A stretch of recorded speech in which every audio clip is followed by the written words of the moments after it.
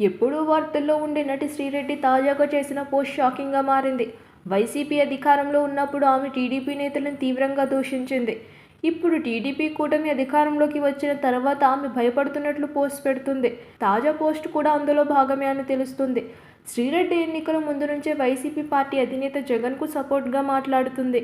ఎన్నికలలో పవన్ కళ్యాణ్, చంద్రబాబు విజయం సాధించడంతో ఈమె కాస్త తగ్గినట్లు ఉంటూనే విమర్శలు గుప్పిస్తూనే ఉంటుంది. ఇటీవల వీరిపై అనుచిత వ్యాఖ్యలు చేసింది. ప్రస్తుతం ఎన్డీఏ కూటమి అధికారంలో ఉందని, తనను ఏమైనా చేస్తారేమో అనే భయంతో శ్రీరెడ్డి నిట్టింట ఓ పోస్ట్ పెట్టింది. ఈ పోస్ట్లో నేను మెంటల్గా చాలా డిస్టర్బ్ అయ్యాను. నన్ను ఇక భద్రకాళి అమ్మవారే కాపాడాలి. ప్రస్తుతం ఉన్న ఈ పరిస్థితుల్లో నాకు సూసైడ్ చేసుకునే ఆలోచనలు వస్తున్నాయి. ఒకవేళ నేను ఆత్మహత్యకు పాల్పడితే దానికి కారణం మీడియా అండ్ టీడీపీ జనసేన పార్టీలే. నేను ఎన్ని డేస్ బతుకుతానో కూడా నాకే తెలియట్లేదు. నేను ఇప్పుడు చెప్పే మాటలు ఎవరు నమ్మరు, సిల్లీ కామెంట్స్ అనుకుంటారు, కానీ నాకు నిజంగా చనిపోవాలని ఉంది అంటూ శ్రీరెడ్డి పోస్టులో రాసుకొచ్చింది.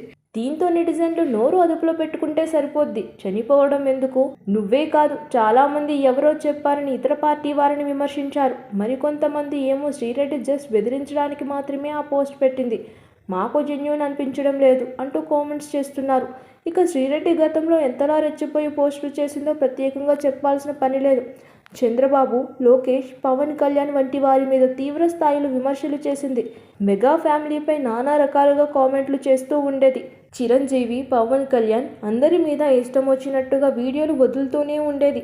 జగనన్న, వైఎస్ఆర్సీపీ అంటే ప్రాణం ఇచ్చే శ్రీరెడ్డి ఇప్పుడు ప్రాణాలు తీసుకుంటా అని చెప్పడం సామాజిక మాధ్యమాల్లో హాట్ టాపిక్గా మారింది.